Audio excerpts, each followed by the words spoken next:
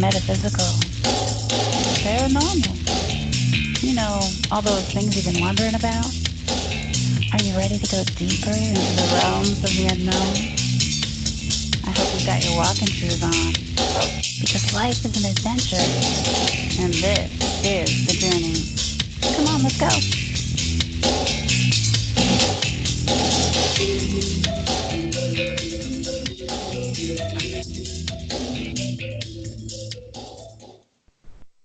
And welcome to the show, everyone. I'm Jen Cruz, and this is the Journey Radio Show. It's Wednesday night. We're showing up as the She-Squatchers again. So I've got my trusty teammate on the line. Hey, Jenna, are you there? Uh-oh, she might be frozen, but I can still see her. Well, she'll be with us in a moment. Hey, we've got a super excited time. Oh, there, Jenna. Jenna, you're breaking up on. So we've got a super exciting guest tonight. We've got Dr. John Stamey with us again. You all might remember him as he is the organizer of the Tennessee Bigfoot Conference that we were at last year, and we are excited to be there again this year.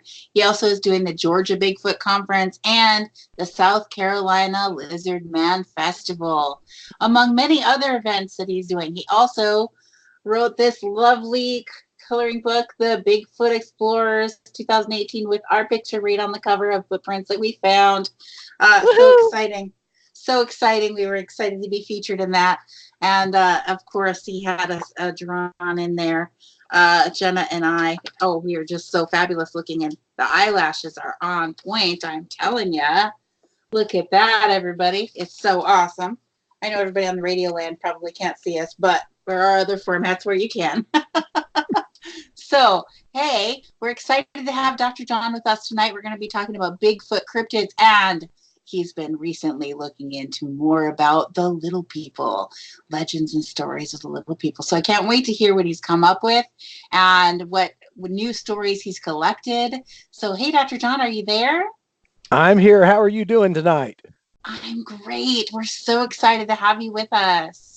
I'm really glad to be here. I mean, I've got two of my favorite people right in front of me here on Skype, and thank you so much for having me.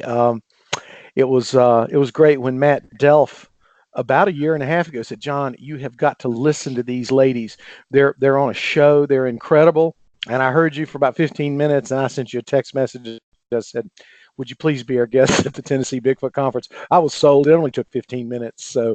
Wow. Just wanted to say thank you. It's great to see Jen and Jenna. And I will say that all of us have had interesting and deep discussions about things that folks would call extra normal. I don't want to use paranormal anymore. I want to call it extra, which means above the norm of 3 dimensions and time, what we call M4. So it's extra normal, and I'm glad that we can have these discussions. I appreciate your counsel, your advice, and just the fun that we have to get to talk. And Jenna and I talked about a nice ghost in Camden, South Carolina. Jen, you and I have talked about all kinds of crazy things about the way the Earth and the way the universe is structured. So it's been great knowing you, and we got a lot more adventures to go through, especially tonight. Tonight's going to be a blast, I hope. Oh, I hope so. By the way, hi, everybody. Sorry I cut out there. Welcome to the show, Jenna. Thanks. I'm so glad that we have Dr. John on, though. Really, John, you are just one of my favorites, so I'm so glad we have you on. Thanks. I tell you, when we were at the Tennessee Bigfoot Conference, we were calling him our Charlie. If we were Charlie's Angels, he would be our Charlie. Well, I appreciate that title. I will take it. I will take it in the kind spirit that it was given. But I really appreciate it. And now, Jen, I want to do something, if I may. We have a title, but I'm going to give, I think, an interesting focus on it. So, can I start and tell you a little bit about what I'd like for us to chat about? Would that be okay? I know I run Scarecast and I run Bigfoot and Company and Pop Culture Stars, and I'm used to having to run everything. But I've got a couple of great co-hosts here. But I'm excited about this. I didn't know really what I was going to talk about, the title Bigfoot, Cryptids, and Little People. Now, Little People came up because you were on one of my shows and you were talking about the little people.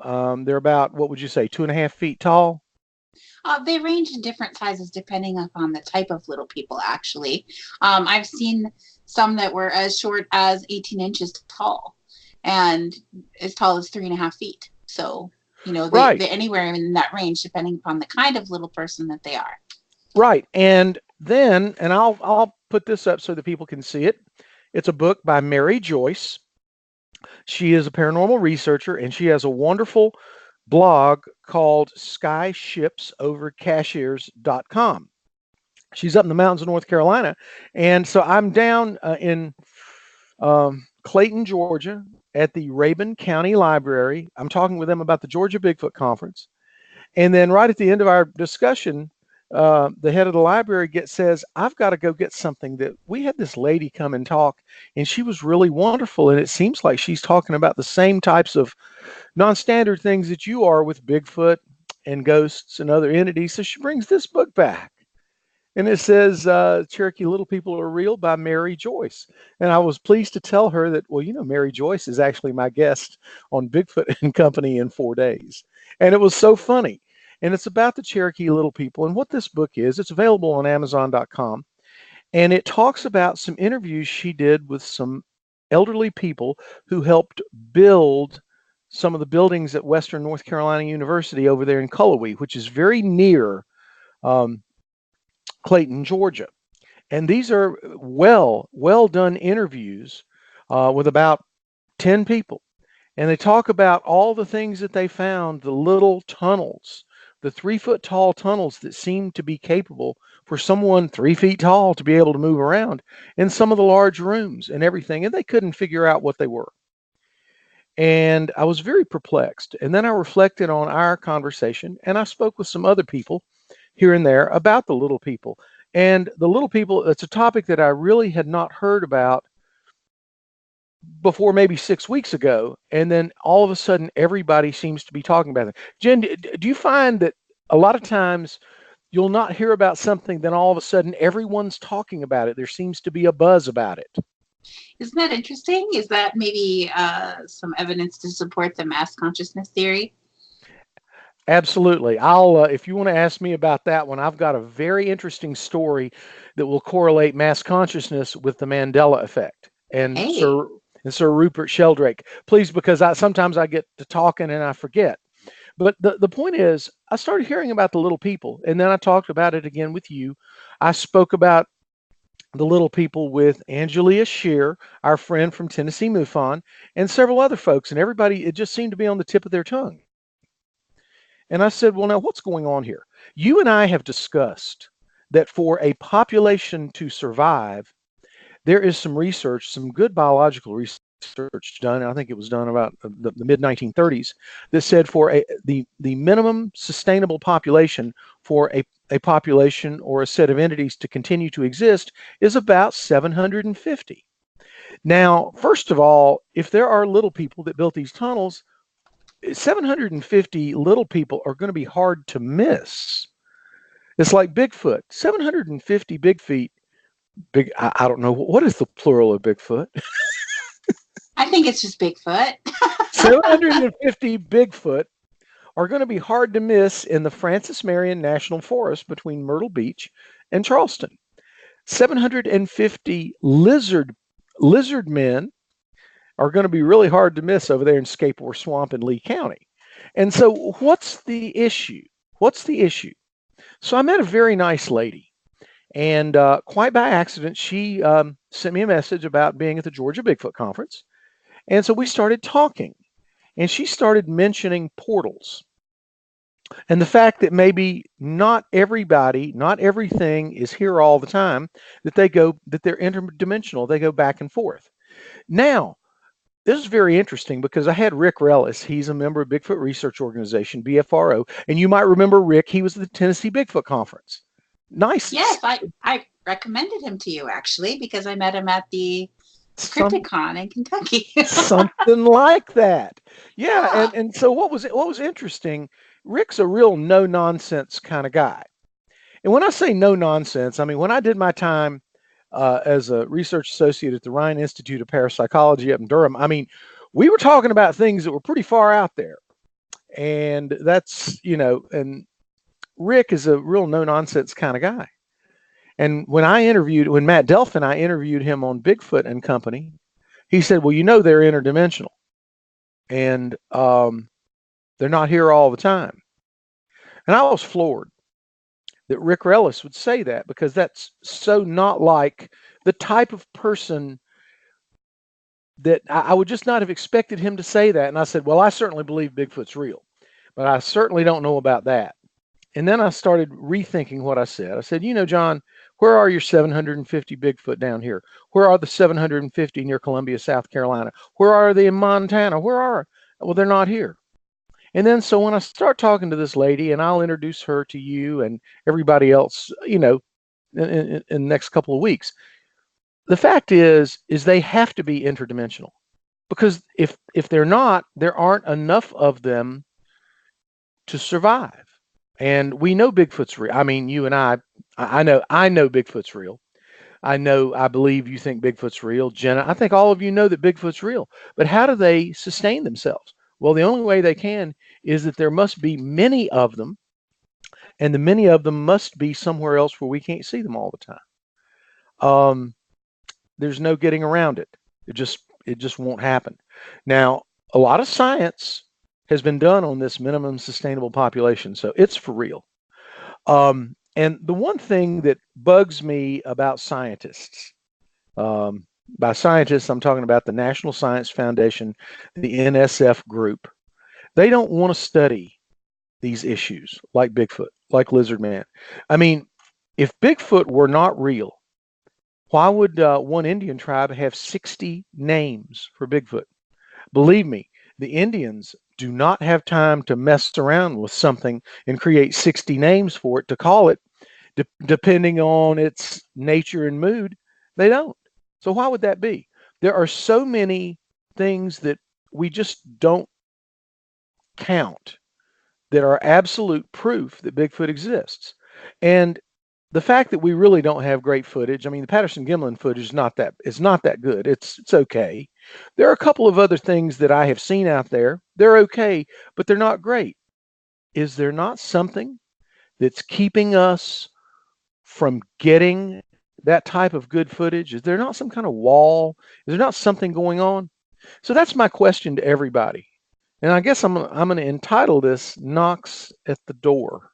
You ready for that one, Jen? Okay. Okay. When I was living in Pawleys Island, I woke up one morning, and I heard about 5 or 6 knocks at the door. And I thought, God, what is that? So I jumped up, slipped my clothes on, and ran to the door. There was nobody there. There was nobody in the parking lot. No one was anywhere. But I know what I heard. I heard that several times when I was down there. Well, now that I've moved into Myrtle Beach, I've heard knocks at the door again. What is this? So this morning, of all times, so I hear knocks at the door. I woke up. I ran to the door. Didn't bother to even put, to get dressed or anything. So I ran to the door, bolted the door open, and there was nobody in the parking lot. And I quickly looked around. There was nobody there. What is going on? Because I know what I heard. You know what you hear, don't you? Yeah, I have a story about a ghost cat in our apartment. that it was interesting because it was my landlord's cat, and the cat would use the stairwell outside of my door to go down to where its litter box was. And I never went into that hallway because I have an external entrance. So I never went into that. But anyway, I had a dog at the time, and my dog passed away. And one day my landlord asked me where my dog is because he hadn't seen it for a while. I said, well, my dog passed away recently. And he's like, oh, I'm sorry. Yeah, Fluffy died too. And that was his cat. And I was like, what? And he said, yeah, Fluffy died. I said, when? Because I'd been hearing Fluffy meowing at my door. and he said, like 6 months ago, Fluffy died. I'm like, no way. And so after that, Fluffy would still be meowing at my door. And it wasn't actually until Fluffy died that Fluffy started to meow at the door. And people would be over to visit, and they'd go to the bathroom, which is right next to that door. And they'd be like, the cat wants to come in. The cat's meowing at the door. And I'm like, there's no cat there. And they're like, yeah, you can hear the cat. And they'd go, listen. And yeah, there's the cat. I said, open the door because there's no cat there. The cat died. So, I mean, interesting. Everybody was hearing the cat. Yeah. Wanting to come into my apartment, and it didn't want to come in until it died. Well, you know what you hear. I know what I heard. And so I had a great conversation with my new friend on Bigfoot and Company with Matt this past Monday. And I realized the only thing that can explain things like you've had and experiences like I've had is that they are alive and well, but they're in a place where we can't see them. But there is some crossover, and it's called a portal. Now, you can go on YouTube and you can find all kinds of discussions about portals, how Stonehenge is a portal, how Sedona, Arizona is a portal, how there's one just south of the Great Pyramids in Egypt. But there are other portals. That's the only thing that can explain these. And if you go to my website, Scarycast, there's a picture that I've got that comes from Dr. Ron Bryan's book. And he talks about how there are lots of parallel dimensions that are just almost alike, but just a little different. And then, of course, there are higher dimensions. We're in what's called M4, which is the XYZ plane, forward to the side and up and down, and then time. So we call that M4. But there are dimensions that are higher, that have more aspects to them. And there are those that are lower. And by the way, it's not just M3, M2, M1, M0. No, there are lower and lower dimensions. It's kind of infinite up and down. But then the parallel dimensions, parallel to us in approximately the same time frame, they're a little bit different. They're almost alike, and they get farther and farther apart. And I believe we slip and slide between them. Now, Ron Bryan was professor of astrophysics at Texas A&M University, and he was not crazy when he wrote this paper. I totally believe that that's what we've got. And when you're talking about Fluffy the cat, I like that. That's a great story I can tell. Fluffy is somewhere else. She's up there, probably into a higher dimension. But there are times when they can merge, and they can get in here, and potentially we can get in there. Now, us going into it's a portal. That's the best way to describe it. It's a doorway.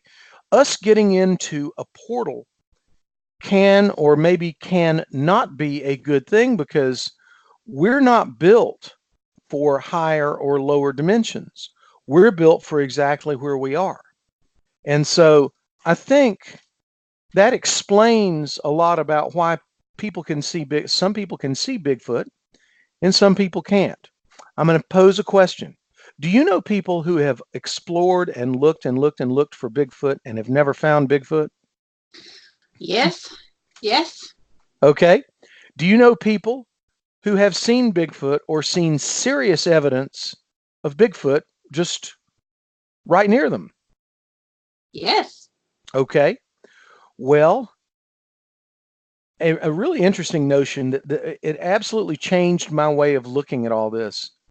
But it might be Bigfoot wants some people to see it, and Bigfoot doesn't want some people to see it. And I see Jena nodding up and down. And it doesn't matter how hard you try. Yes. Some people aren't going to see Bigfoot. Some people are. It's like ghosts. Some people are going to see ghosts. Some people aren't.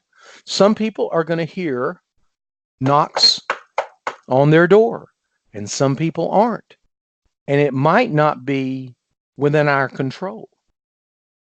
What do we think, friends? What do you think?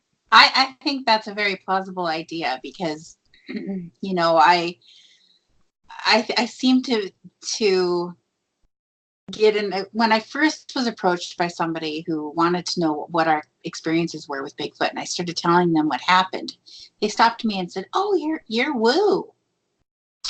I said, "I'm what?" And they said, you're woo. And I had never heard that terminology, Bigfoot woo, before that moment. And I said, I don't understand what you mean. And she said, well, you're woo woo into the woo woo. And I was kind of offended by that. And I said, no, I'm not into anything than just telling you what happened. This is what happened. I didn't decide to be anything. You asked me what we experienced, and I'm telling you what we experienced. And we had evidence of what we experienced. We had pictures of circles in the sand, perfect circles in the sand where the footprints ended. And the footprints were looked at by James Bolfay from Finding Bigfoot, and he felt that for sure they were Sasquatch footprints because the hill was too steep for a human or a bear to have walked up without putting other limbs down. And so he felt for sure that those were Sasquatch prints. And at the top of this gravel pit hill, the footprints ended in the whole thing being flattened down, weeds and all, in perfect circles within circles within circles. So I didn't decide to be into Bigfoot woo. This is what happened. We have evidence of that's what happened. And so I start saying now, I think maybe Bigfoot's out there in the woods and he's looking at us people and he's like, to woo or not to woo? That is the question. Right. That's like the greatest question, Jen. It's the truth. When I guess I broke free about 10 years ago after I was at the Rhine and I was up at NC State. And I started just exploring this and telling people what was going on with me. Some people were very accepting. Some people looked at me like I had absolutely lost my mind. And I don't really care now. I can tell you that when I start telling people about my experiences in the paranormal and everything, I've made more friends since I tell that than I did before that. Everybody just looked at me just like you're just some dude. Now, I mean, and I got to tell this, props to Mike at Happy Liquor Store. I just happened to go in there because I had to get a present for somebody. He said, so what do you do? I haven't seen you around. I said, I run Tennessee Bigfoot Conference and Georgia Bigfoot Conference. First thing was, oh my God, my wife wants to talk to you. Do you have a poster? There's a poster in there. Now all of a sudden, and apparently he's shown that to a lot of people. And occasionally I'll just stop by to say hello. And if they're in there and they know about it, they want to talk to me about Bigfoot and ghosts. Now, just from my little experience there, telling people that I like the paranormal, I've had experiences, I've made a lot of friends. I bet you folks have too. Very much so. I think a lot of people are scared to tell their weird experiences because they're afraid of what people might think of them. But when I got the idea that what if everybody's having weird experiences and everybody's afraid to talk about it? So I decided to start randomly telling people my weird experiences. And every single time they told me one back that they said they didn't dare tell another person before me. You're 100% right. Everybody has a story. Now that and one or two of them that don't, even if they're unaccepting, they've still got a story. I don't understand that, but whatever. Yeah, so it's amazing, and I'm really happy that I decided to do it. I don't really care what people think. Well, I do. I care very much, and if they're going to know me, they're going to understand that I have Bigfoot experiences, and I've got UFO experiences, and I've got ghost experiences. Now, here's a funny situation. Matt Delph and I interviewed somebody that talked about a Bigfoot experience, a Mothman experience, and a ghost experience. And privately, after the show, we kind of ridiculed him. We said, how could one person have multiple experiences like that? And then I felt very embarrassed because I said to Matt, you know what? I've had the same ones, if not more. And I think some people just tend to have lots of them and some people don't. And so I checked myself and I said, John, don't ever do that again. If someone has multiple experiences with different things, and I have my 2 UFO experiences, 3 actually. And I think we tend to have they clump around certain people and they stay away from others. And I think the portals just will open around you sometimes. some of us, and they won't sometimes. Does that? I think it also has a lot to do with your awareness, you know, and how open you are. And I loved what you were talking about, maybe even a cloaking kind of a thing, almost like a something to stop that focus of a camera, or stop that focus when people are trying to get to big pictures or videos of Bigfoot, you know, like you were talking about before. And I'm sorry I couldn't jump in at the time. I was having more computer problems. But yeah, I love what you're saying, and I think it's great. And I agree. You know, I do think that people, once they open up themselves, they get out there, they start experiencing more. It's really interesting that you used the word cloaking, because I don't believe I said it. Now, I've been talking about it all day, but I hadn't used it yet. And it's so wonderful that this is another part of those billions of pieces of information that are all around us, but we don't always pick them up. But you did. You picked up that word, and I've probably used it 50 times today. And you picked it right up, but I don't think I ever said it. We can go back and check, but I think that's wonderful. And that said, I think Jen was the one that told me about it. She said there's billions of bits of information around, and a normal person will pick up, what, 250,000 maybe? But those that we consider psychic will just pick up more. So you did it. That's great. Everybody's picking it up, John. Everybody's picking up Yeah. that information in their subconscious mind. It's just how consciously aware of it are they? Because science says the human brain thinks at 400 billion bytes per second, but the average human is only consciously aware of 2,000 bytes per second out of 400 billion. So it's almost nothing that we're consciously aware of, but we're aware of all this other stuff in our subconscious. So that's where our gut feelings come from, and what I call psychic awareness is just where we're moving our awareness, our conscious awareness, over a little bit and becoming more aware of these other things. And anybody can do that. Everybody's picking it up. You're just not consciously aware of it. So it's not so magical or woo-woo as other people might think it is. I think they're crazy. Pardon me. I think they're kind of crazy for that. But no, it was great that Jena did that. She used the exact word that I've been using in conversations today, but I hadn't used it yet. So that's wonderful. That just goes to show, Jena, that you are picking up outside of, what'd you say, 2,000 bytes. You're picking up outside of the 2,000 bytes. And I think that's just the coolest. To me, that's the coolest thing. That absolutely proves what you told me, what I'm experiencing, and now you are too. So we'd never talked about it. So that's great. And everybody, I think about that just as you're hanging out and living, that there's a lot there that you need to experience. And I tell you what, I'm going to turn it back over to you folks. Awesome, because it's time for our half the show break. We're going to be back in 2 minutes with Dr. John Stamey. Everyone, stay tuned. We'll be right back. Good job. Thank you. Hello, everybody out there in Skype world and YouTube world.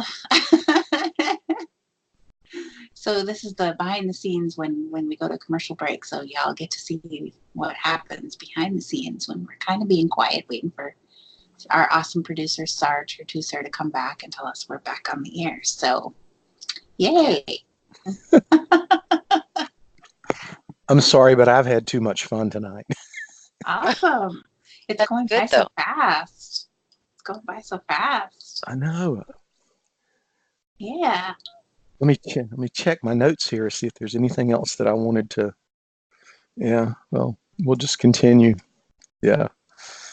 Thank you for letting me come to this topic. I think it's fascinating. Mm-hmm. It's awesome. It's awesome. Well, we're just going to let you run with it.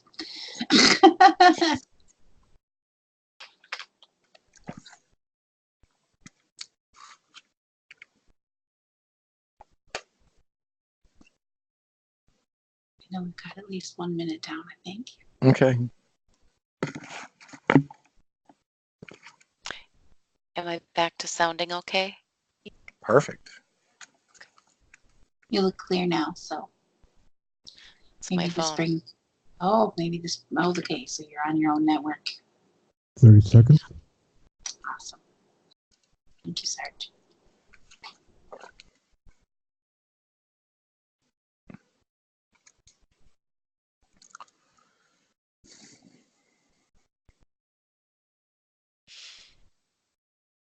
I like your 10.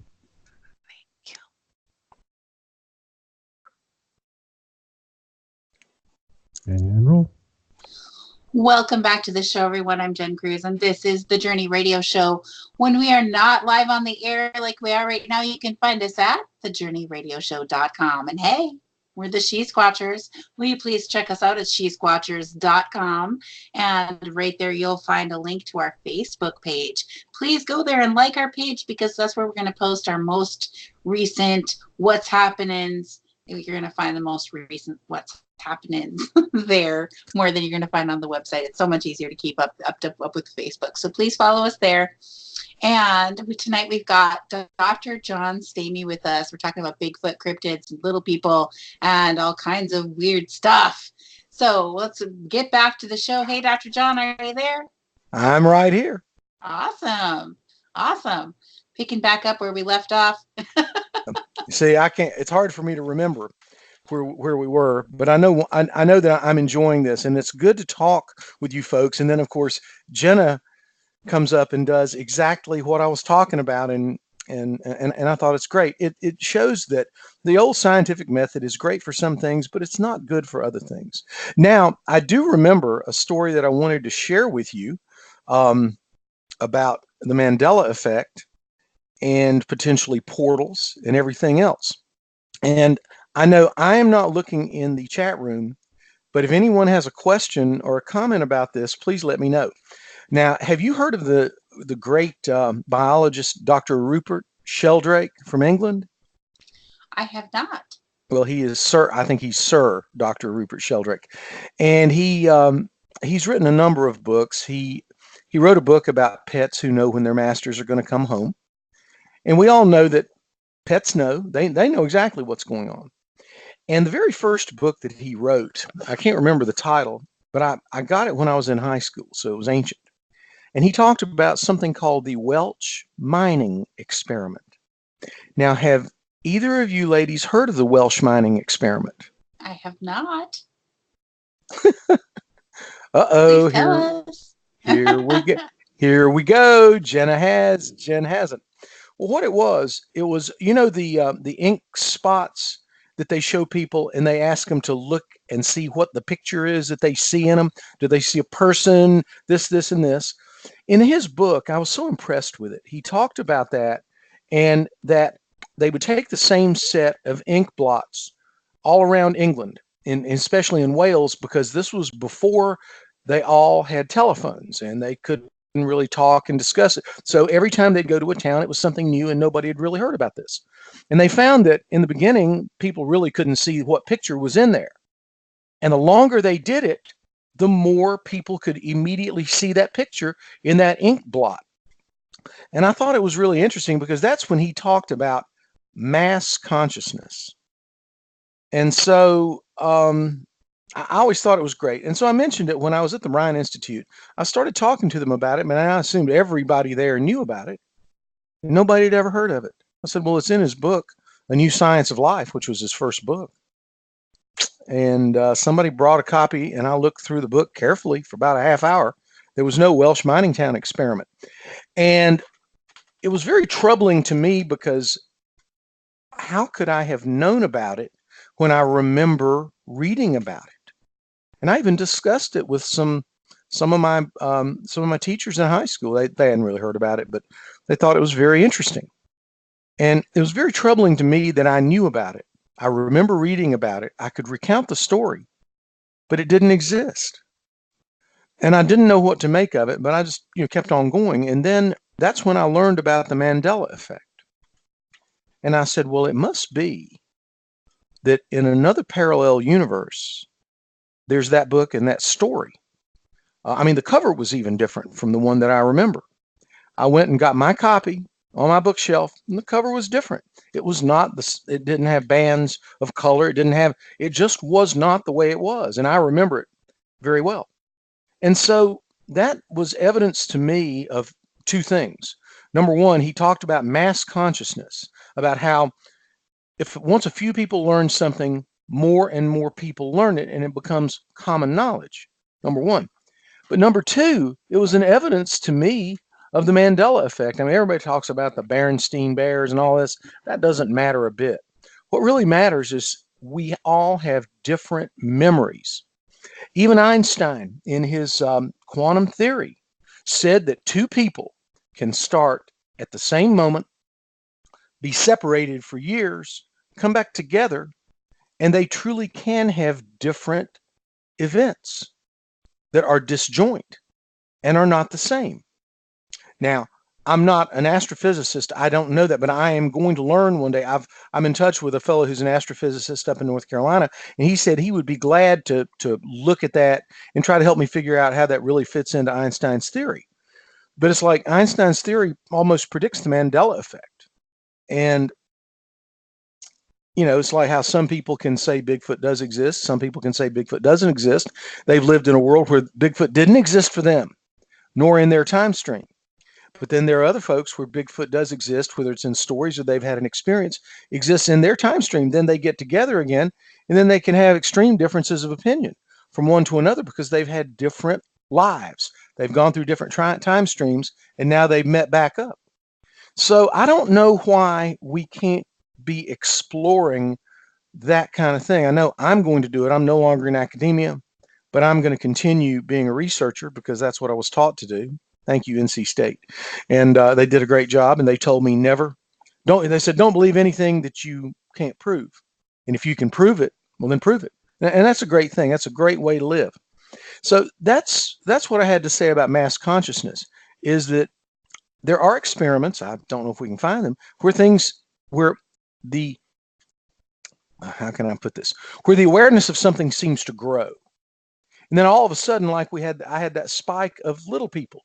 You talked about it on the show. I talked about it with 10 people. I'd never talked about the little people. So it's interesting. Jung would call it synchronicity. I don't. I think something happened. Synchronicity is when two things come together. There's a spike, and two people have the same realization when they've never had it before. And some people would kind of liken it to that, but I wouldn't. I think it's multiple time streams, and I think it's the Mandela effect. And because of the internet, now we can see it. So there's some, and I'm not going to discount it. I'm not going to say this is crazy Dr. John talk. These are things that I'm trying to figure out. So now, Jena, I've got a question for you. Where have you heard about the Welsh mining town experiment? Do you remember? Yes, actually, I do. It was from you. Oh. You and I were talking about it, and you were explaining it to me, and I was just in awe because I was just like, wow, that is so cool. So when you said, have you heard about it? I was like, yeah, I have. You told me. Well, cool. That's cool. I mean, there are various ways that we connect, but then there's the time when we are not connecting, and we can have different experiences. Now, I think that our experiences, like last time you and I talked, was maybe about a month ago. And I think in that month, probably our experiences have not been that different. But when you get over years, they can be. And I think that it all ties into this, that, there has to be some connection between portals and us to other dimensions, to higher dimensions, us to lower dimensions. Can I tell one more story? And I'm sorry I get excited when I get to talk to you folks. Yes, tell us the story. Yes, indeed. And this is the story that absolutely convinced me that there is a place that we go when we die. I was selling life insurance. And whenever I would go sell life insurance, whenever it was an older man or an older woman by themselves and I was talking to them, they always wanted to tell me stories about their deceased spouse. I don't know why. They always wanted to tell me about that. And so this lady said, one day I was standing next to the kitchen sink. I was so upset. My father had died a while back, and I missed him so much. And I remember saying in my head, Daddy, I miss you so much. I wish you were here. And here's the knock at the door. The knock at the door when there's nobody there. She said that in her head, she heard her father speak to her like he had so many times. Said, honey, I'm right here. You just can't see me, but I'm just right here, and I'm with you. Scared me to death because I realized at that point my parents are there. They're seeing everything I do. It made me a better person. I see you're laughing, Jen. I'm laughing because when I realized that my grandparents are there, I'm like, I hope they're not watching me take a shower. So I was just reliving that experience of when I had that realization. I would think I was actually in the shower, and I'm like, oh geez, oh geez. And now, do they know that I wash my left arm before my right arm? I mean, it's like Does it matter? I don't think they think that it matters anymore. they probably don't care. But No. yeah, and I think that realization, which came from, some of the training that I had back in graduate school at the Rhine and everything, it made me a better person because it made me realize they're still here. And anybody can say that they're not, and I don't care. I know that they're here. I know that they think about us. And that's that. As I said, I guess the title of what we're doing tonight is The Knock on the Door. There's a knock on the door that comes from somewhere. And it doesn't necessarily come from the physical universe that's right outside us. So what does the knock mean to you? Well, the knock means that someone's come through a portal and they're letting you know that they're there. Oh, there you go.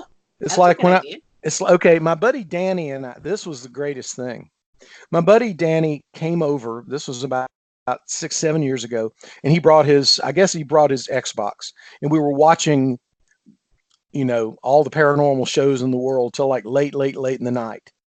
And we both came to the realization that it was cool that we really liked this stuff, that we were having fun, and it was great being very good friends. So we're sitting there in the living room area, and we heard the loudest pop. I mean, it was so loud, it stunned us from the kitchen area. And at the same time, I said, that's my mom. He said, that's my grandmother. And it was so loud, there was no mistaking it. I asked the lady downstairs if she heard it. She said no. And I realized that the knock on the door might not necessarily be heard by other people. It might just be heard by you. And it's coming through a portal. But it was like, I felt like my mom was saying, this is a good friend. And he felt like his grandmother was saying, that's a good friend of yours, Danny. So, and we're still great friends to this day. And we both like the paranormal. And occasionally he'll just call me from New Jersey and we'll talk about ghost stories and Bigfoot, and I'll do the same thing.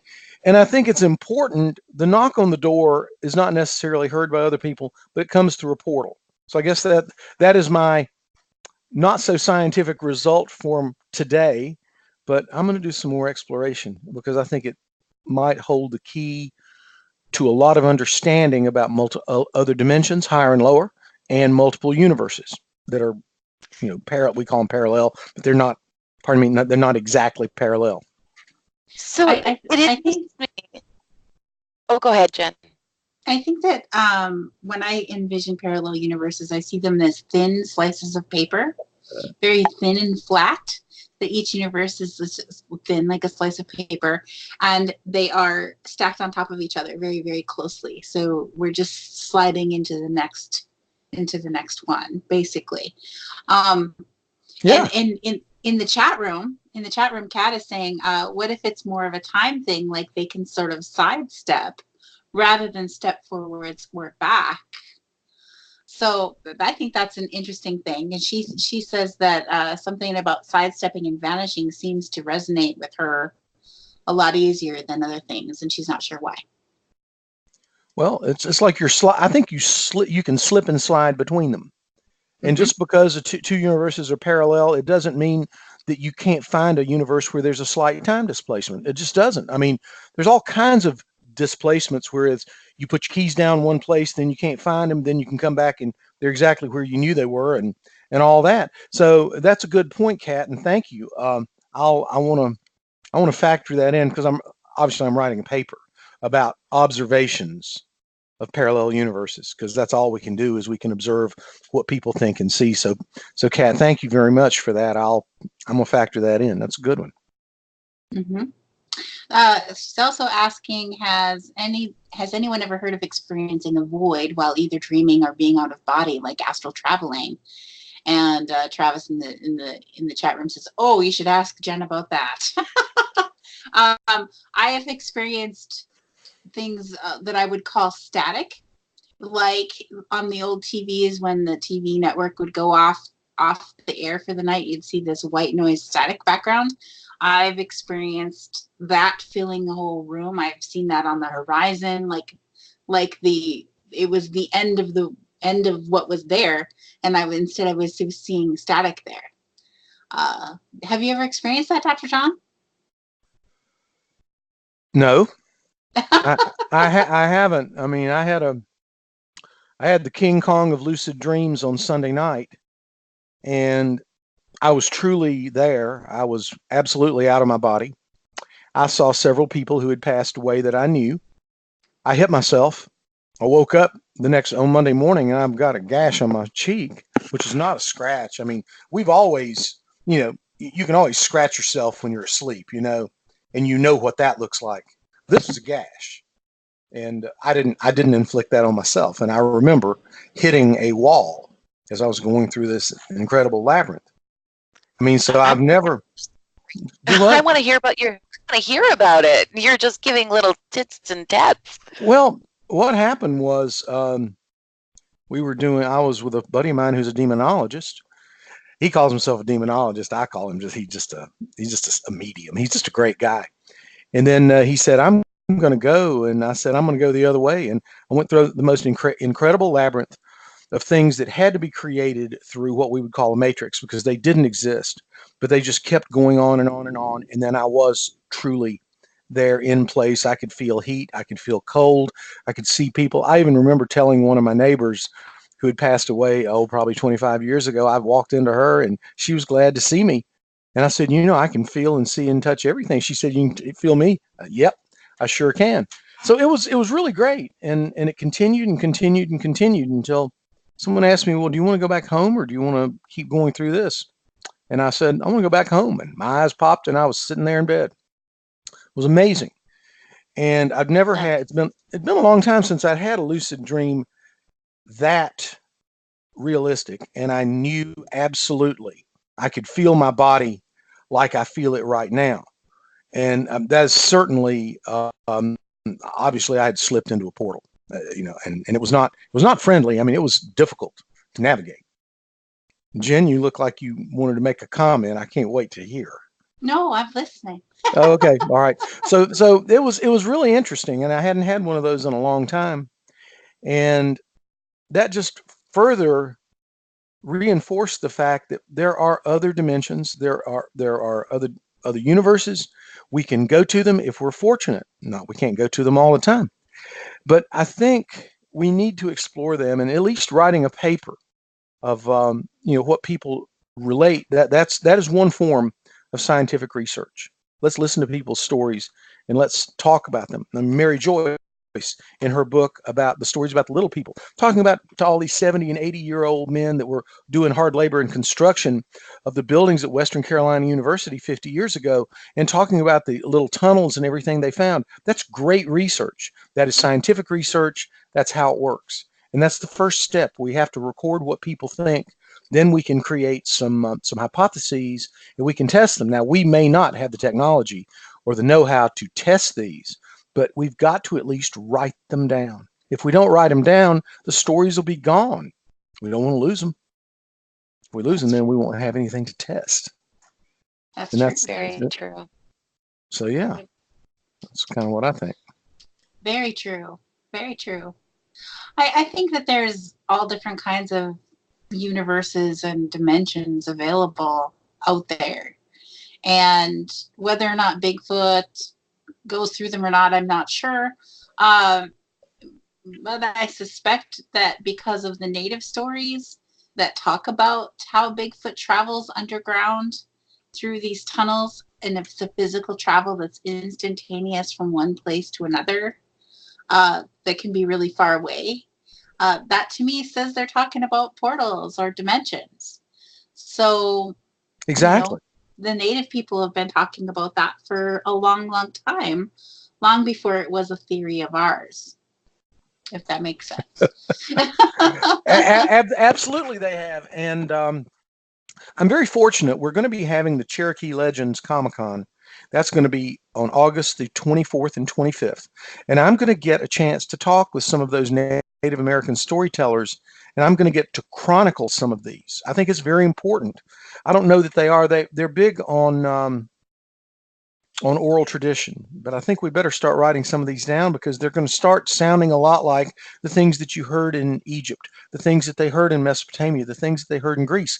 All these stories have similarities, and that's something that we need to look at. I think it's I think it's very important, because that's how we'll start getting a feeling for the fact that different civilizations have the same stories. That's what's really important, and that it's something that you can't deny. So I think we'll just keep doing that, and I hope that's something. Maybe it's terrible of me, but maybe after the Cherokee Legends Comicon, maybe I can come back before Tennessee Bigfoot, and I can give some of the stories that seem to have parallels over in the Middle East and in South America. I'd like to do that if I could, kind of talk a little bit about my research and kind of see where we are. That sound okay? It sounds great. I don't know how you stay focused because I seem to get pulled in so many different directions of so much different information sometimes. I'm like, how are you staying focused on one thing to write about it? Well, I guess it's the nature of that is that because of my job, which is running events, it gives me time to think. I mean, sometimes I can work really hard for 10 hours, then I don't work for 2 days because there's nothing I can do. I'm just waiting on some things to happen. And that gives me an opportunity to do some research. And that's why I love what I do. I can guarantee you I work more than any 40 hours a week, but it's spaced out so that I can sit and actually enjoy time doing research. And so it's, so that's kind of what I like to do. And it works very well with this. And we got Cherokee Legends Comicon coming up. That's going to be a lot of fun. Greg Bo Watson will be up there. He's quite a fine artist. He's going to be doing a poster for us. Then we'll have the Tennessee Bigfoot Conference. We've got Georgia coming up soon. That's going to be April the 26th through the 28th. And then even before that, and we're going to have this here on Facebook, I'm going to be doing a talk on Bigfoot at the Rabun County Public Library. We'll also have Marshall Masters, who's quite an expert on Planet X. He will be there talking about survival after a potential flyby of Planet X. Then we're going to have a really neat guy, William Rodriguez. He builds drums and he builds flutes and by hand, and he teaches people how to do it. He has some really nice workshops that he does. And he's the one, it was really interesting, so I'll go see him. And he's the one that starts talking about the fairies and the little people right in my face. We had no notion of paranormal anything, and he wants to start talking about these. And that's when I noticed, here I am. I'm on the coast of South Carolina. I drive all the way across the state, get up to Georgia, and a guy wants to talk to me about the same topic, Jen, that you and I had spoken about on the show. It was like the week before. And then, of course, here comes the Mary Joyce thing. Go to the library, there's Mary Joyce. I talked to her on the phone. She wants to talk about the little people. And so it was just interesting how all these threads kind of came together. And maybe synchronicity, maybe not, but maybe we were all kind of sniffing around the same portal, I guess. So we'll see. We'll see what we can come up with. My native elder used to tell me that you know that you're on the right path when the blessings keep coming. And I'm like, can you describe what the blessings are a little bit better? And he said, the synchronicities. When the synchronicities keep coming, you know you're on the right path. Isn't that interesting? I just expressed that today to somebody. I've run events for 5 years, and it is sheerly impossible for the Georgia Bigfoot Conference to be the wrong thing to do. Sold 80 tickets online already. All the vendor tables are full, and we're almost 2 months away. That has never happened. And I told somebody, I said, you got to realize it's not a matter of I want to do something and then I'm going to force it to happen. If you try something and it's not working, that's exactly what your elder said. If it's good, the synchronicities keep coming. But if they don't, and if you come across so many barriers, that might be a sign that it's not something that should be done. And I'm beginning to learn that it's not like you're a failure, but you've got to take into account if you continue to be successful, if the synchronicities keep happening, then that means it's something that should be done. But if they don't, that might be a sign. That was another word that kept coming up today. It might be a sign to you, don't do it. It's not that you're a failure. It's just that some things don't need to be done or can't be done right now. I mean, do you agree with that? I do agree with that. We are coming towards the end of the show, Dr. John. I wanted to make sure that you have time to tell everybody where to find you online and about anything upcoming that you have coming up that you want to talk about. Okay, the best place to find me is to go to Facebook and type in Scarycast. And I tend to check that so much, and just type it in, send me a message, say hello. If you got a question, if you got a problem, whatever, just check it out. Check it out. We have good shows every week. We got a show tomorrow night, 11 o'clock p.m. We always have good shows. They're a lot of fun. Coming up, the best thing to say is the Rabun County Public Library, March the 29th. I will be there at 6 p.m. We'll be having 3 speakers. I'll be one of them. I'll be talking about Bigfoot. The Georgia Bigfoot Conference coming up April the 26th through the 28th. The 27th is the big day. Then we've got, of course, the South Carolina Lizardman. Go Lizardman. I love you. You got me started. So South Carolina Lizardman Festival, June 1st, in outside of Bishopville, South Carolina. Then we've got the Cherokee Legends Comicon, which is August the 23rd through the 25th. Then, of course, the Tennessee Bigfoot Conference. That is October the 25th through the 27th. I'm sorry if my eyes are rolling. I'm trying to get all the dates correct. It's hard to remember everything. And then, of course, we've got some other great things that we're going to be announcing. And I want to say thanks so much to being on here with the She-Squatchers. You're wonderful people. You're great friends. And I look forward to some cool things that we will do. Oh, of course. We are so excited to work with you, John. And it's been a blast having you back on the show. So I hope you'll come back again sometime. Thumbs up. All right. Well, thanks for tuning in, everybody. This has been the Journey Radio Show, and we're going to say keep it squatchy, y'all. Good night. Good night. Cheers.